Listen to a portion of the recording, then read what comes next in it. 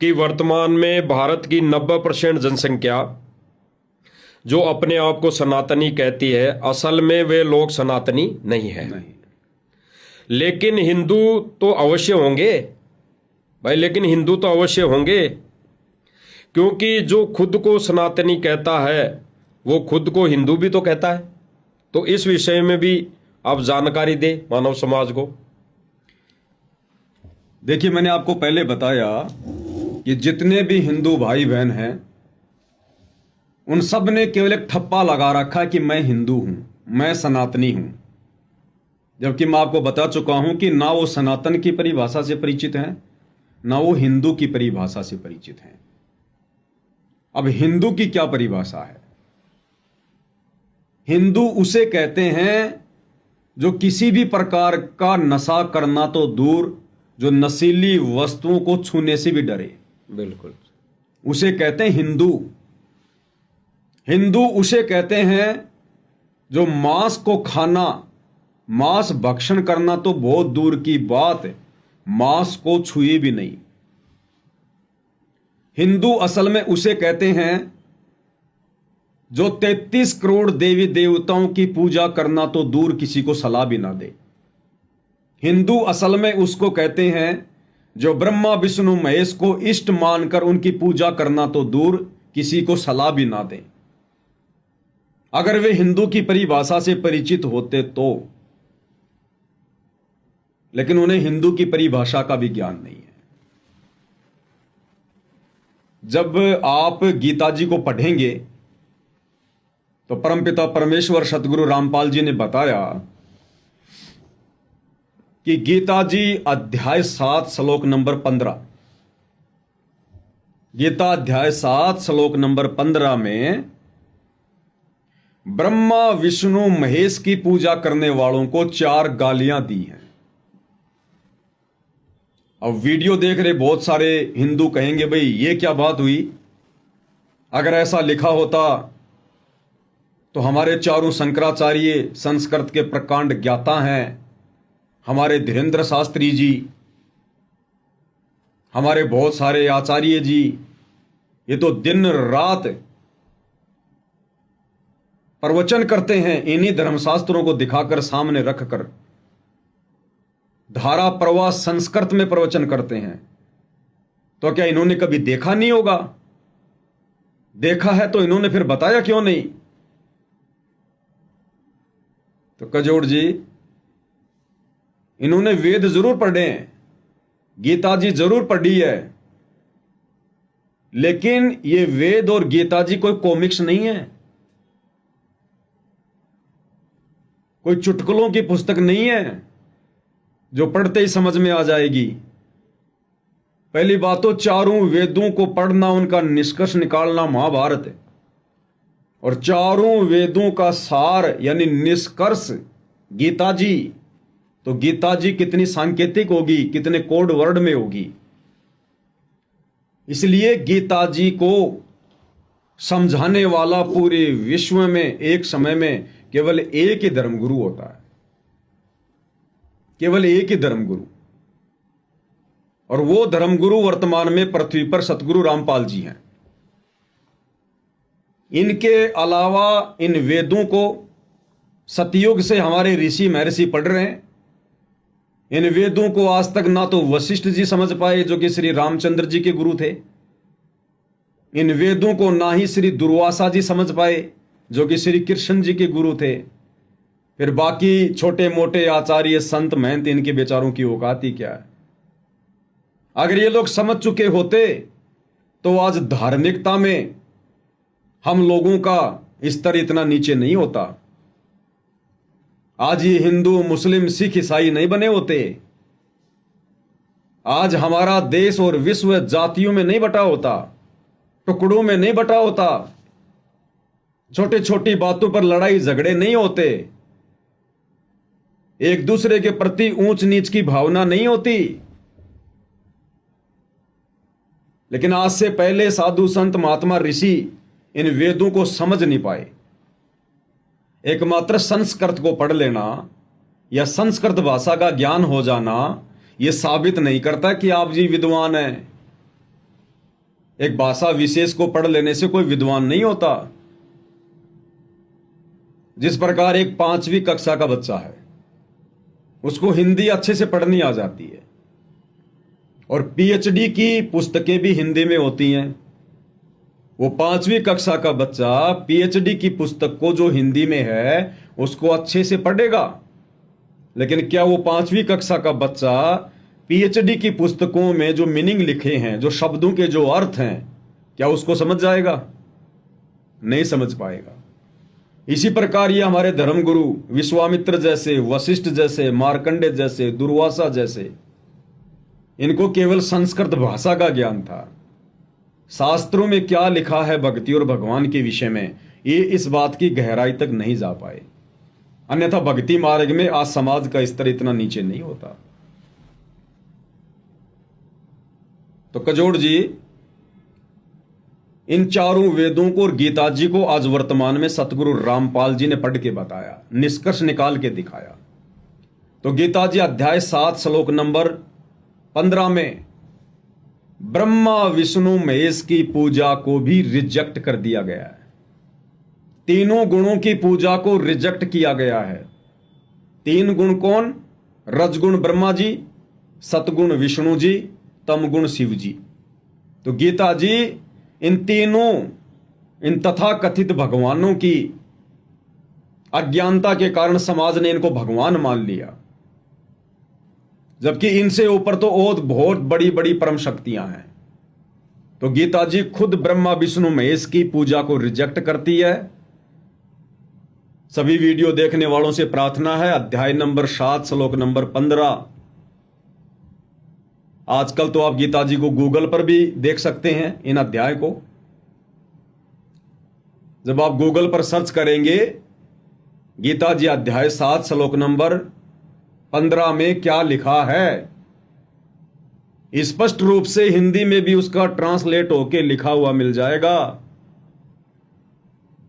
कि राक्षस स्वभाव को धारण किए हुए मनुष्यों में नीच दूषित कर्म करने वाले मूर्ख लोग गीता का ज्ञान देने वाला भगवान कहता कि मेरी पूजा भी नहीं करते, केवल तीनों गुणों की भक्ति में लगे हुए हैं, ब्रह्मा विष्णु महेश की पूजा में।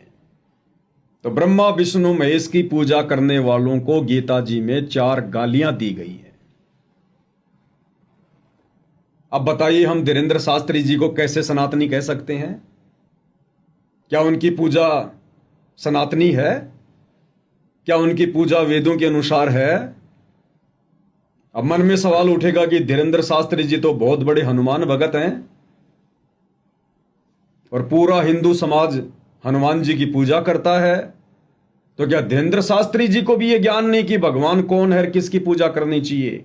101% ज्ञान नहीं है। धीरेंद्र शास्त्री जी हनुमान जी के पुजारी हैं, बालाजी के पुजारी हैं।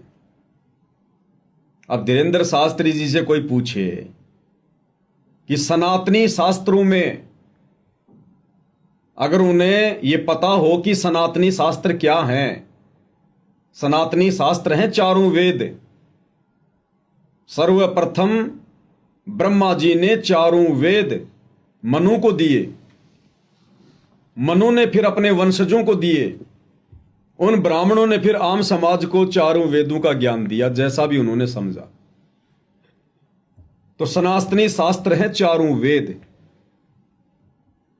जिस समय हिंदुओं की ये कुरान शरीफ नहीं थी, कुरान मजीद नहीं थी, तौरेत नहीं थी, जबूर नहीं थी, इंजिल नहीं थी, सिखों का गुरु ग्रंथ साहिब नहीं था,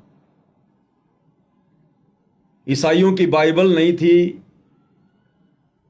हिंदुओं की गीता नहीं थी, उस समय ये 4 वेद थे। 4 वेद। तो 4 वेदों से ही हर संप्रदाय के धर्म ग्रंथ निकले। तो वेदों में जो ज्ञान है भक्ति और भगवान को लेकर, वो संपूर्ण मानव समाज के लिए है। द्वापर में महाभारत के युद्ध में गीता जी का ज्ञान दिया गया। गीता जी का ज्ञान स्पेशल हिंदुओं के लिए नहीं है, पूरे मानव समाज के लिए है। क्योंकि जिस समय गीता जी का ज्ञान दिया जा रहा था उस समय पृथ्वी पर ना हिंदू धर्म था, ना मुस्लिम धर्म था, ना ईसाई धर्म था, ना सिख धर्म था, ना कोई जैन धर्म था, ना यहूदी थे, ना कोई मंगोली थे। सब वेदों के अनुसार साधना किया करते थे। आगे चलकर कोई मुसलमान बन गया, कोई हिंदू बन गया, कोई सिख बन गया, कोई ईसाई बन गया। तो चारों वेद और गीता जी में भक्ति और भगवान को लेकर जो ज्ञान है वो संपूर्ण मानव समाज के लिए है। आप विचार कीजिए, आज हमारा समाज कितनी जातियों में बट गया है। जाति जाति में भी आपस में ऊंच नीच को लेकर झगड़े फसाद। सतयुग में कोई जाति नहीं थी, त्रेता में कोई जाति नहीं थी, द्वापर में कोई जाति नहीं थी। अगर थी तो आप मुझे बताइए। आज जिस प्रकार से हम लोग अलग अलग संप्रदाय के अपने अपने नाम के आगे अपनी जाति लगाते हैं, सिख भाई अपने नाम के आगे सिंह लगाते हैं, हिंदू भाई अपने नाम के आगे कोई चौहान लगाता है, कोई यादव लगाता है, कोई जाट लगाता है, कोई ब्राह्मण लगाता है, मुसलमान भाई अपने नाम के आगे कोई खान लगाता है, कोई शेख लगाता है। त्रेता युग में आप जिन जिन लोगों को जानते हैं, क्योंकि हम हिंदू समाज के लोग, हमने रामायण बहुत देखी है, महाभारत हमने बहुत देखी है, तो थोड़े बहुत जो पात्र हैं उनको हम जानते हैं। आप मुझे बताइए, त्रेता युग में हम रामचंद्र जी के परिवार से शुरू करते हैं। क्या रामचंद्र जी के नाम के आगे आपने कभी खान लगा हुआ देखा, सुना? उन्होंने कभी कहा हो कि मैं रामचंद्र खान या मैं रामचंद्र सिंह? उनकी माता जी ने कभी अपने नाम के आगे लगाया हो मैं कौशल्या कौर, सीता कौर, सीता बानो, कौशल्या बानो? लक्ष्मण जी ने अपने नाम के आगे कभी सिंह, कौर, कुमार, खान कुछ लगाया? भरत ने लगाया? नहीं। शत्रुघ्न ने लगाया? दशरथ के नाम के आगे पीछे कोई जाति सूचक शब्द थे? नहीं थे ना? नहीं थे। फिर आते हैं हम किष्किंधा में। बाली और सुग्रीव दो भाई थे। क्या बाली ने अपने नाम के आगे कभी सिंह लगाया? कोई जाति सूचक शब्द लगाया? क्या उसने कहा कि मैं मुसलमान हूं, मैं हिंदू हूं, मैं सिख हूं, मैं ईसाई हूं? सुग्रीव ने ऐसा कोई शब्द लगाया? बाली का बेटा अंगद, उसके नाम के आगे कोई जाति सूचक शब्द था? रावण के नाम के आगे कोई जाति शब्द था? रावण का बेटा कौन? इंद्रजीत, मेघनाथ, अक्षय कुमार, 1,00,000 उसके बेटे थे। क्या कोई जाति सूचक शब्द था? द्वापर के बाद में सारी जातियां बनी है, सारे धर्म बने हैं, और आज पूरी की पूरी दुनिया, पूरा का पूरा मानव समाज धर्म में और जातियों में बंटकर धर्म की परिभाषा भी भूल गया। तो कैसे हम इनको सनातनी कह सकते हैं? सनातन में तो कोई धर्म नहीं था, कोई जाति नहीं थी, सब एक परमेश्वर की पूजा करते थे, वेदों के अनुसार साधना किया करते थे, और सब गुरु बनाकर साधना किया करते थे। सबसे बड़ी बात, बिना गुरु के कोई भी व्यक्ति अध्यात्म की शुरुआत नहीं करता था। सतयुग, त्रेता, द्वापर में जब बच्चा 3 वर्ष का हो जाता था तो अध्यात्म के अनुसार उस बच्चे को गुरु से जोड़ दिया जाता था, क्योंकि बिना गुरु के भक्ति होती नहीं है। सही। श्री रामचंद्र जी, जिनको लोग भगवान कहते हैं, श्री रामचंद्र जी ने भी भक्ति की शुरुआत करने के लिए वशिष्ठ जी को अपना गुरु बनाया। भाई उनको क्या जरूरत थी गुरु बनाने की? वो तो 3 लोक के प्रधान देव हैं, विष्णु जी के अवतार थे, उनको भला गुरु बनाने की क्या जरूरत थी? लेकिन उनको पता था कि अध्यात्म की शुरुआत सनातन धर्म में गुरु से ही होती है। श्री कृष्ण जी द्वापर में आए, वो भी 3 लोक के देव हैं, प्रधान शक्ति हैं, उन्होंने भी दुर्वासा जी को अपना आध्यात्मिक गुरु बनाया। श्री कृष्ण जी के सतगुरु रामपाल जी ने 2 गुरु बताए।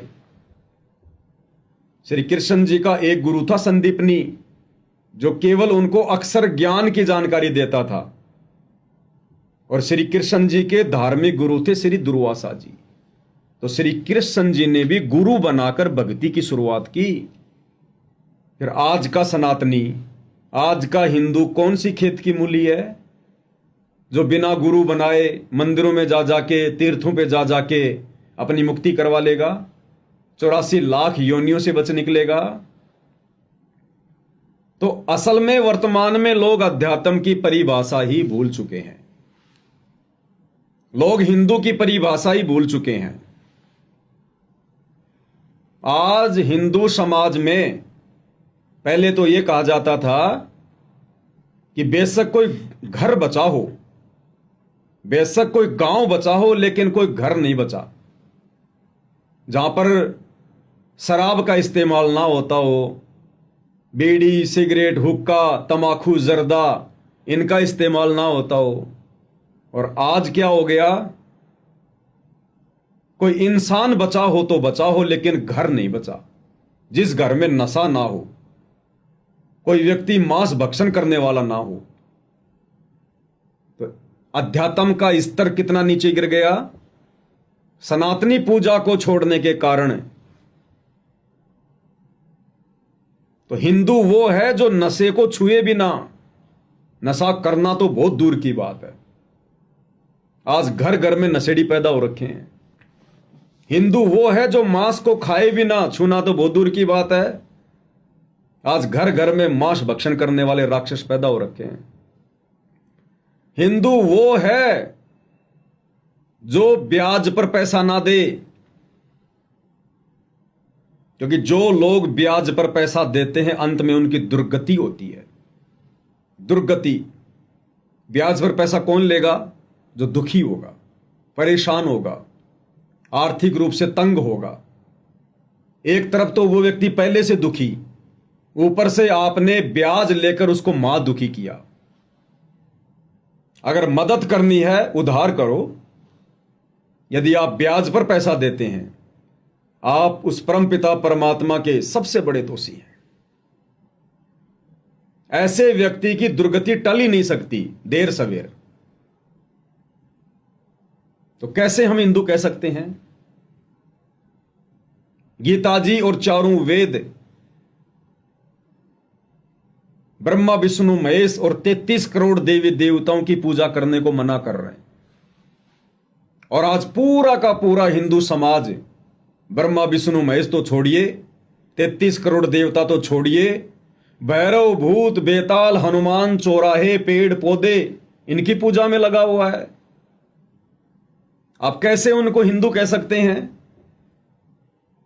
33 करोड़ देवी देवताओं को लंकापति रावण ने युद्ध में हराकर अपनी कैद में डाल रखा था।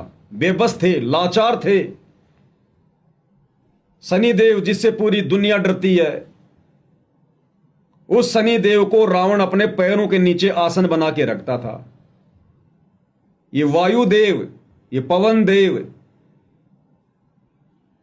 ये रावण के महल में झाड़ू निकाला करता था। वरुण देव, जिसको जल का देवता कहते हैं, रावण का पानी भरा करता था। अग्निदेव रावण की रसोई में खाना बनाया करता था। तो हमारे धर्म गुरुओं का आध्यात्मिक स्तर इतना नीचे गिर चुका है, इन्होंने हमसे इन लाचार और बेबस देवी देवताओं की पूजा शुरू करवा दी। इससे अच्छा तो रावण की पूजा कर लो, जिसने 33 करोड़ देवी देवताओं को बंदी बना रखा था।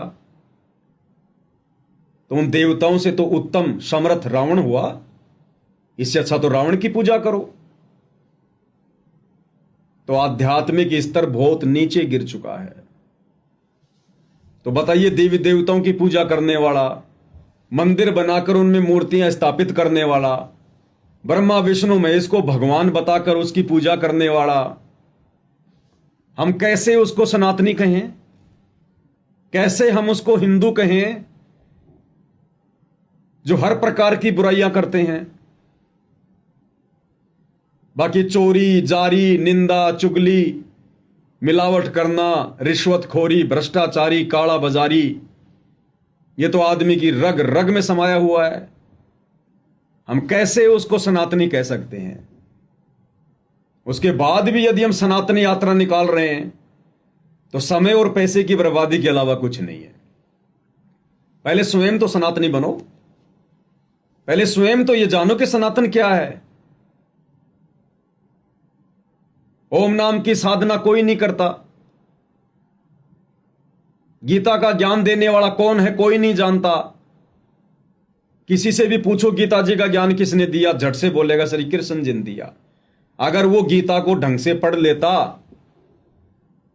तो कभी नहीं कहता कि गीता का ज्ञान श्री कृष्ण ने दिया। अब सतगुरु रामपाल जी ने आके बताया, गीता जी का निष्कर्ष निकाल के बताया कि श्री कृष्ण जी तो केवल खड़े दिखाई दे रहे थे, एक यंत्र थे। श्री कृष्ण जी के अंदर भूत की तरह प्रवेश करके, और ये ब्रह्म जिसको काल कहते हैं, जो ब्रह्मा विष्णु महेश का पिता है, दुर्गा का जो पति है, वो काल ब्रह्म श्री कृष्ण में प्रेत की तरह प्रवेश करके गीता का ज्ञान बोल रहा था। अन्यथा जब आप महाभारत को पढ़ेंगे दूसरे खंड को, उसमें साफ साफ लिखा हुआ है, श्री कृष्ण जी को तो पता ही नहीं मैंने गीता जी में क्या उपदेश दिया था। तो हिंदू समाज ना ही तो चारों वेदों वाली साधना से परिचित है और ना ही गीता जी वाली साधना से परिचित है। तो किसी भी स्तर पर हम ये नहीं कह सकते कि श्री धीरेन्द्र शास्त्री जी या देश के चारों शंकराचार्य या एकमात्र सतगुरु रामपाल जी को छोड़कर जितने भी धर्म गुरु हैं, कोई भी व्यक्ति सनातन की साधना करता है या अपने भक्तों से करवाता है, सब लोग सनातन से कोसों दूर है। ये तो एक मान बढ़ाई की हवस है, बगुलों में हंस बनने की चाहत है, जो सनातन का झंडा उठा के अपना नाम रोशन करने के लिए जो इस प्रकार की यात्राएं निकाल रहे हैं, रैलियां निकाल रहे हैं। आप इस सनातन रैली में जाके देखिए, अगर आपको मौका मिले तो हर एक के मुंह में गुटखा होगा, जर्दा होगा, कोई दारू का ठेका आ गया तो कोई बियर पीने से नहीं चुकेगा, शराब की घूंट लगाने से नहीं चुकेगा, और उसके बाद भी कह रहे हैं कि हम सनातनी हैं। जबकि कबीर जी ने अपनी वाणी में कहा कि मांस खाए वो ढेड सब, और मद पीवे सो नीच, और कुल की दुर्मति पर हरे राम कहे सो ऊंच। कबीर परमेश्वर जी ने मांस खाने वालों को ढेड की संज्ञा दी है। ढेड यानी नीच व्यक्ति। ढेड कोई जाति से संबंधित नहीं है। जो व्यक्ति नीच कर्म करता है वो ढेड है। जो व्यक्ति शराब पीता है, मांस खाता है, बीड़ी, सिगरेट, जर्दा, गुटखा, पान मसाला, कोई भी नशा करता है, ब्याज पे पैसा देता है, देवी देवताओं की पूजा करता है, जो गीता जी ने मना कर रखी है, ब्रह्मा विष्णु महेश को अपना इष्ट मान के पूजता है, वो व्यक्ति कबीर जी की वाणी के अनुसार ढेड की संज्ञा में है, नीच की संज्ञा में है। फिर भी लोग अपने आप को सनातनी कह रहे हैं, अपने आप को हिंदू कह रहे हैं। अब धीरेन्द्र शास्त्री जी बालाजी की पूजा करते हैं, हनुमान जी को अपना इष्ट मानते हैं। क्या हनुमान जी की पूजा का या हनुमान जी के भी इष्ट श्री रामचंद्र जी की पूजा का हमारे चारों वेदों में कोई प्रमाण है? क्या कोई भी धर्मगुरु ये साबित कर सकता है कि चारों वेदों में दशरथ पुत्र श्री रामचंद्र जी की पूजा करने का विधान है? पूरी गीता जी में क्या कोई भी धर्मगुरु ये साबित कर सकता है कि श्री रामचंद्र जी की या हनुमान जी की पूजा करने का विधान है?